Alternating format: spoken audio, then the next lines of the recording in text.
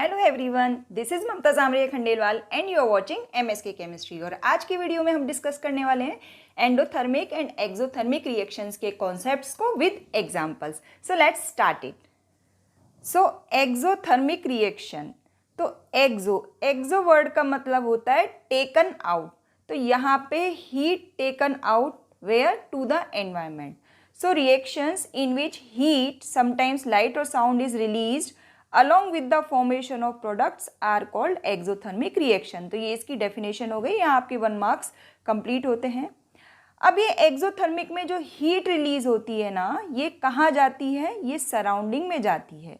उस वजह से क्या होता है, there is increase in temperature of the surrounding. जैसे कि टेस्ट ट्यूब में हमने कोई कॉपर सल्फेट को लिया, पाउडर को लिया और उसमें अगर वाटर ऐड कर दिया, तो अगर हम थर्मामीटर से उसका टेम्परेचर नोट करेंगे तो वो इंक्रीज हो जाता है। तो इस तरीके से हमें पता चलता है कि रिएक्शन एक्सोथर्मिक है या एंडोथर्मिक। अब इसके एग्जाम्पल्स हम डिस्कस करते हैं। इन एग्जाम्पल्स को बहुत ध्यान से देखिए आप बच्चों।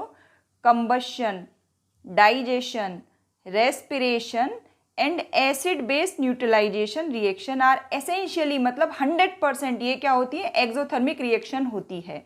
एसिड बेस न्यूट्रलाइजेशन का मतलब होता है कि जब आपने एक एसिड और एक बेस को मिलाया तो वो जो रिएक्शन होती है उसमें हमेशा हीट इवॉल्व होती है और उसे हम हमेशा एक्सोथर्मिक रिएक्शन कहते हैं। अब कंबशन को समझते हैं कि कंबशन का मीनिंग क्या होता है। तो कंबशन का मतलब होता है burning in presence of air, और एयर में क्या होता है? ऑक्सीजन होता है। तो ऑक्सीजन की प्रेजेंस में जो बर्निंग होती है उसे हम कंबशन कहते हैं। इसका सबसे अच्छा एग्जांपल है हमारे घर में जो एलपीजी गैस होती है उसका जलना। जब हम लाइटर ऑन करते हैं तो एलपीजी गैस एयर की ऑक्सीजन से रिएक्ट करती है और हमारे गैस का बर्नर जलता है और उससे हम खाना पकाते हैं।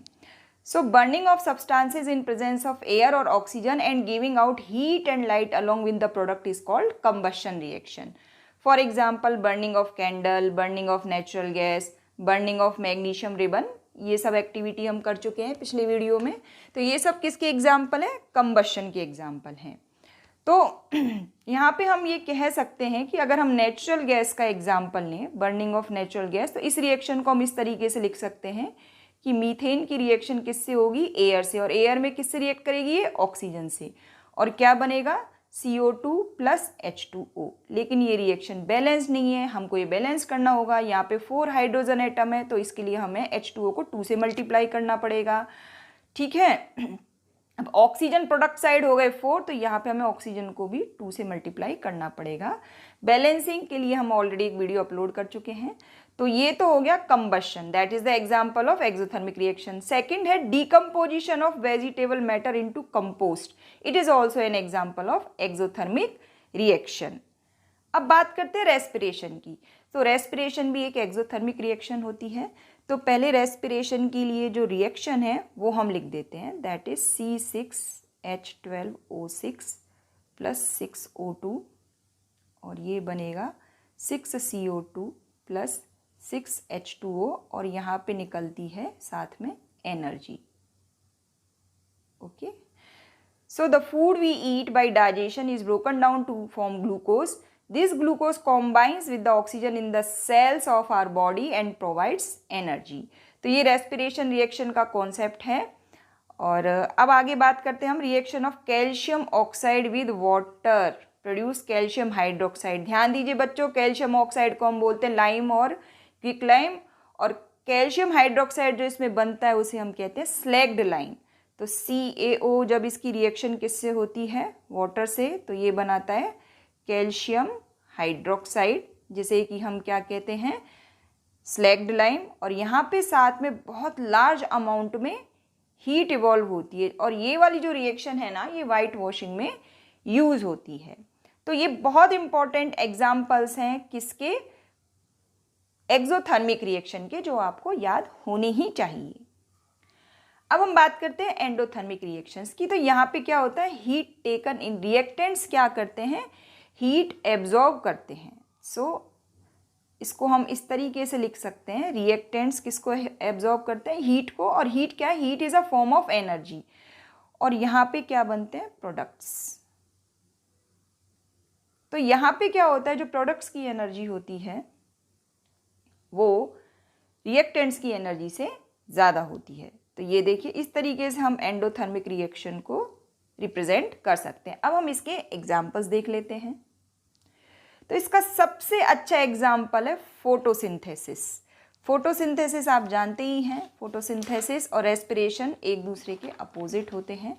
तो इसकी रिएक्शन को हम लिख लेते हैं, यहाँ पे लिखते हैं 6CO2 प्लस 6H2O, और यहाँ पे एनर्जी एब्जॉर्ब की जाती है किस फॉर्म में, सनलाइट के फॉर्म में। सनलाइट की प्रेजेंस में फोटोसिंथेसिस होता है और यहाँ पे प्रोड्यूस होता है ग्लूकोज, साथ में ऑक्सीजन। तो फोटोसिंथेसिस रिएक्शन एंडोथर्मिक रिएक्शन है और रेस्पिरेशन रिएक्शन एक्सोथर्मिक रिएक्शन है, ये आप अच्छे से याद रखिए। अगला इसका एग्जाम्पल है decomposition of calcium carbonate into calcium oxide and carbon dioxide. तो यहाँ पे क्या होता है, जो कैल्शियम कार्बोनेट होता है, फॉर्मूला लिखना हमने पिछले वीडियो में आपको सिखा दिया है, तो अगर आपने वो वीडियो नहीं देखा है तो जरूर देखिए, लिंक डिस्क्रिप्शन में दिया हुआ है। तो ये जो ट्रायंगल साइन होता है ये हीट का होता है। तो कैल्शियम कार्बोनेट को जब हम हाई टेम्परेचर पे हीट करते हैं तो ये डिकम्पोज हो जाता है calcium oxide plus carbon dioxide में। So this is very important example of endothermic reaction. आगे और एग्जाम्पल्स देख लेते हैं। Reaction of barium hydroxide and ammonium chloride. तो पहले बेरियम हाइड्रोक्साइड का फॉर्मूला लिखते हैं और फिर लिखते हैं हम अमोनियम क्लोराइड का, और इससे क्या बनेगा, इससे बनने वाला है बेरियम हाइड्रोक्साइड और अमोनियम क्लोराइड की रिएक्शन से बनेगा barium chloride plus ammonia plus water. लेकिन ये रिएक्शन कुछ कुछ जगह आप NH4OH भी देख सकते हैं, लेकिन NH4OH आगे डिकम्पोज होता है अमोनिया और वाटर में। अब ये रिएक्शन बैलेंस नहीं है क्योंकि यहाँ पे 2 क्लोराइड एटम है, तो इसको हमें 2 से मल्टीप्लाई करना पड़ेगा। अब यहाँ पे 2 नाइट्रोजन एटम हो गए तो इसको यहाँ पे हमें 2 से मल्टीप्लाई करना पड़ेगा। अब आप देख सकते हैं अब ये रिएक्शन अभी भी बैलेंस नहीं है क्योंकि यहाँ पे 2 ऑक्सीजन एटम है और यहाँ पे ओनली 1, तो H2O को भी हमें 2 से मल्टीप्लाई करना पड़ेगा। ठीक है, next example is electrolysis of water. तो यहाँ पे जब वाटर का इलेक्ट्रोलाइसिस करते हैं तो यहाँ पे जो एनर्जी सप्लाई की जा रही है वो क्या है, electricity. Electricity is the form of energy. तो ये डिकम्पोज हो जाता है 2H2 प्लस O2 में। अगला एग्जाम्पल है dissolving of ammonium chloride in water. तो अमोनियम क्लोराइड को जब हम वाटर में डिजॉल्व करते हैं तो अमोनियम क्लोराइड का एक्वस सॉल्यूशन बनता है। इसको हम इस तरीके से सबस्क्रिप्ट में AQ लिख के करते हैं। पता कैसे चलता है हमें, जब वाटर आप अमोनियम क्लोराइड में मिलाएंगे टेस्ट ट्यूब में तो आप देखेंगे टेस्ट ट्यूब आपको ठंडी महसूस होगी। ऐसा ही सेम इस रिएक्शन में होता है जब बेरियम हाइड्रोक्साइड और अमोनियम क्लोराइड को आप मिक्स करते हैं। तो अगला एग्जाम्पल है mixing of potassium nitrate and water. तो टेस्ट ट्यूब में पोटेशियम नाइट्रेट लेते हैं आप और जब उसमें वाटर ऐड करते हैं तो आपको टेस्ट ट्यूब ठंडी लगती है। तो इसीलिए तो हमने कहा कि एंडोथर्मिक रिएक्शंस में क्या होता है, सराउंडिंग का जो टेम्परेचर होता है वो फॉल हो जाता है, मतलब कम हो जाता है। तो पोटेशियम नाइट्रेट का ये फॉर्मूला है, फॉर्मूला बनाना हम पिछले वीडियो में सिखा चुके हैं। ये क्या है आपके सॉलिड, और इससे क्या बनेगा KNO3 का एक्वस सॉल्यूशन। तो आज की वीडियो में हमने एंडोथर्मिक और एक्सोथर्मिक रिएक्शंस को डिस्कस किया है। आपको कुछ भी डाउट है तो कमेंट सेक्शन में टाइप कीजिए। Thank you for watching MSK chemistry. अगर आप चैनल पे नए हैं तो चैनल को सब्सक्राइब जरूर कीजिए, press the bell icon and hit all. Thank you for watching MSK chemistry.